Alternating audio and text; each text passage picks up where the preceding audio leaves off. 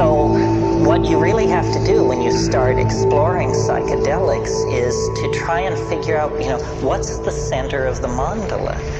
What are people talking about? What is it when you arrive on the money? And to my mind, the compound that is most interesting for doing that is DMT. DMT is the most interesting in some ways of the psychedelics because more issues are raised by it than any other. Such issues as, I'll just run over some of them so you get a feeling for it. DMT is the strongest hallucinogen there is. If it's possible to get more loaded than that, I don't want to know about it. And I say so when I'm there. I say, my God, if you can get more loaded than this, keep it away from me. So that's it. It's the strongest. It's also the shortest acting. DMT, when smoked, in most people, return you to normal in under 10 minutes. Under 10 minutes.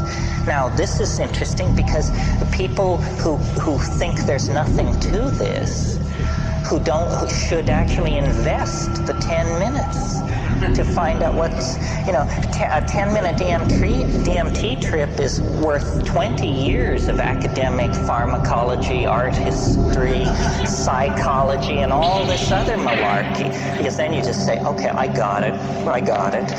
Another very interesting thing about DMT is it occurs naturally in the human brain. Well, now what's going on here? He's saying the strongest drug, the fastest drug, is the most natural drug. It means that, you don't have to sail off into 3-hydroxy-4-pyridyl N-methyl marubishtik or something like that to get into the exotic realms. No, a human metabolite, which takes only 10 minutes to undergo its entire exfoliation and quenching, is the strongest of all. Well, then what is it? What does strong mean? What is a strong psychedelic? It's highly personal. Every psychedelic trip is. But what happens on DMT for a large number of people, we don't have any statistics, but it is a completely confounding experience. You may have had the expectation, you might think if you had never had a psychedelic experience, that it sort of begins like the Bach B minor fugue and goes from there as you rise into the realms of light and union with the deity or something like that. That's not what happens on DMT. What happens on DMT I referred to this morning. A troop of elves smashes down your front door and rotates and balances the wheels on the after-death vehicle, present you with the bill, and then depart. And it's completely paradigm shattering. Union with the white light you could handle. An invasion of your apartment by jeweled self-dribbling basketballs from hyperspace that are speaking in demotic Greek is not something that you anticipated and could handle. Sometimes people say, is DMT dangerous? It sounds so crazy. Is it dangerous? The answer is only if you fear death by astonishment.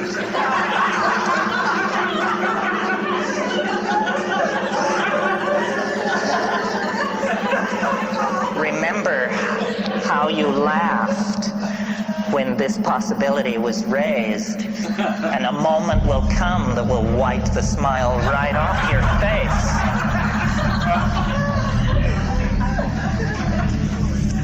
And this death by astonishment thing, one thing about it, let me say a little bit more about it. One thing that endears DMT to me is, I like to say, it doesn't affect your mind. It doesn't seem to affect your mind. In other words, don't change under the influence of DMT. You don't become a kinder, gentler person. You don't sink into, a line of drool from one corner of your mouth as you sit there twitching. You don't change. What happens is the world is completely replaced. Instantly, 100%, it's all gone. And what is put in its place, not one iota of what is put in its place was taken from this world. So it's a 100% reality channel switch. They don't even retain three-dimensional space and linear time. It's not like you go to an exotic place, Morocco or New Guinea. It's like reality is swapped out for something else. And when you try to say what it is, you realize that language has evolved in this world and it can serve no other. It takes years of practice. So what you're looking at is literally the unspeakable. The indescribable falls into your lap. And when you try, you're loaded, right? You're there, and you're trying to explain to yourself what's happening. And so this is like you try to pour water over the transdimensional objects in front of you, the water of language, and it just beads up and flows off like water off a duck's back. You cannot say what's there. And I've spent, 25 years fiddling with this. It's become the compass of my inspiration, trying to say what is on the other side of that boundary. Just 2 large tokes away at any given time is this non-Euclidean, non-Newtonian, irrational, un-Englishable place. But it's not smooth and empty and clear. That's not what gives it its indescribability. What gives it its indescribability is its utter weirdness, its alienness, its power to astonish. What happens to me when I smoke DMT is there's a kind of a going toward it. There's a sequela of events which lead to the antechamber of the mystery. I mean, you take a toke, you feel strange. Your whole body feels odd.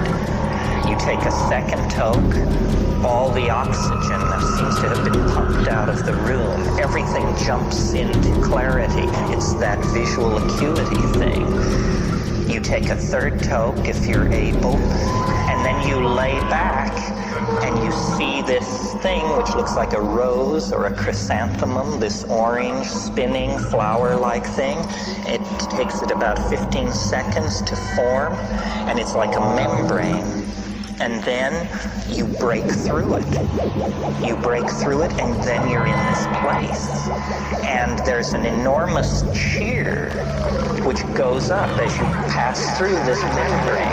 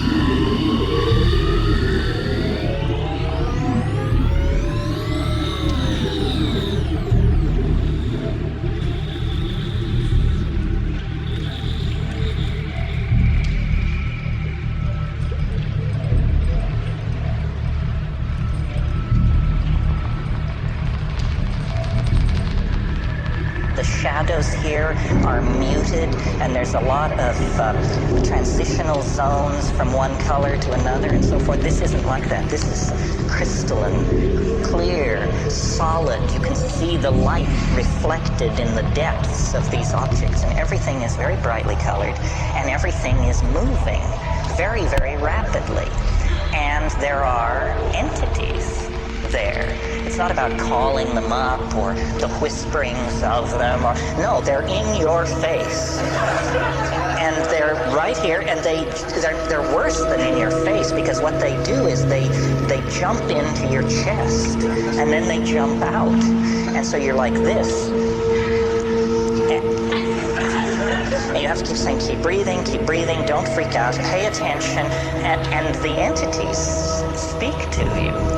And they speak both in English and another way, which we'll get to in a minute. But in English, what they say is, do not give way to wonder. Hang on, don't just go gaga with disbelief. Pay attention. And what they're trying to do is they're trying to show you something. They are very aware of the fleeting nature of this encounter. And they say, don't just spiral off into amazement and start raving about God and all that. Forget that. Pay attention to what we're doing. And then what they're doing is they're dancing around, they're jumping around, they're emerging explicitly out of the background, bounding toward you, jumping into your chest, bounding away, and they make offerings. And they love you. That's the other thing. They say this. They say, we love you. You come so rarely. And, here you are. Welcome. And then they make these offerings. And the offerings are objects of some sort. And now remember, you are not changed. You're exactly the person you were a few minutes before. So you're not exalted or depressed. You're just trying to make sense of this. And the objects which they offer are like Fabergé eggs, or exquisitely tooled and enameled pieces of machinery, but they don't have rigid outlines. These objects are themselves somehow alive and transforming and changing. So when these creatures, I call them tykes, when these tykes offer you these objects, you grok it, you look at it, and immediately, because you are yourself, you have this realization, my God, if I could get this thing back into my world, history would never be the same. A single one of these objects is somehow, you can tell by looking at it, this would confound my world beyond hope of recovery. It cannot exist. What I'm being shown is a tiny area where miracles are being transformed. And the creatures, the tykes, are singing. They are speaking. in a kind of translinguistic glossolalia. They are actually making these objects with their voices. They are singing these things into existence. And what the message is do what we're doing. You can do what we're doing. Do it. And they get quite pushy about this. They say, damn it, do it. And you're saying, but. They say, no, do it now, do it. They say, I can't handle this, and then this kind of reaction goes on for a while. Well, then I don't take credit for it. It was not will, but like something comes up from inside of you. Something comes out of you, and you discover you can do it. That you can use language to condense objects into existence in this space. It's the dream of all magic. But here it is, folks, happening in real time. And then they're just delighted. They just go mad with delight and turn somersaults and turn themselves inside out. And they all jump into your chest at once. And after many encounters of this sort. I mean, when I first did DMT, I couldn't bring anything out of it. I mean, I just said, it's the damnedest thing I've ever encountered, and I can't say anything about it, and I don't think I ever will be able to say anything about it. But by going back repeatedly and working at it, I think I've gotten a pretty coherent, well, let's not go that far. I think I've got a pretty clear metaphor, anyway, for what's happening in there. And I think a lot of people have this experience. When you talk to shamans, they say, oh, well, yes, the helping spirits. Those are the helping spirits. They can help you cure, find lost objects. You didn't know about helping spirits? I said, well, I knew, but I had no idea, that it was so literal. Say, oh, no, that's the helping spirits. But then the other thing they say, if you press a shaman, if you say, well, what exactly is a helping spirit? Say, well, a helping spirit is an ancestor. Say, you mean to tell me that those are dead people in there? Say, well, yes, ancestor, dead person. You didn't know about ancestors, apparently. This is what happens to people who die. And you say, my God, is it possible that what we're breaking into here is an ecology of souls? That these are not extraterrestrials from Zenebel Ganubi or Zeta Reticuli Beta. These are the dear departed. And they exist in a realm which, for want of a better word, let's call eternity. And somehow this drug, or whatever it is allowing me to see across the veil. This is the lifting. You want to talk about boundary dissolution. It's one thing to get tied to your partner. It's quite another to get tied to the dear departed of centuries past. That's a serious boundary dissolution when that happens. What these creatures want, according to them, is they want us to transform our language somehow. And I don't know what this means. I mean, at this point in the weekend and in my life, we all are on the cutting edge, and nobody is ahead of anybody else. Clearly, we need to transform our language because our culture is created by our language, and our culture is toxic, murderous, and on a downhill bummer. Somehow we need to transform our language, but is this what they mean? That we're supposed to condense machines out of the air in front of us? How does this relate to the persistent idea promulgated by Robert Graves and other people that there is a primal language of poetry? That poetry as we know it is a pale, pale thing, and that at some time in the human past, people were in command of languages which literally compel belief. They compel belief because they don't make an appeal through argument or metaphor. They compel belief because they're able to present themselves as imagery. William Blake said, if the truth can be told so as to be understood, it will be believed. And so these things have and it's very confusing because you wonder, you say, well, have people been doing this for thousands of years? And if so, have they always encountered this tremendous urgency on the other side? If people have been doing it for thousands of years, why is there this urgency on the part of these entities?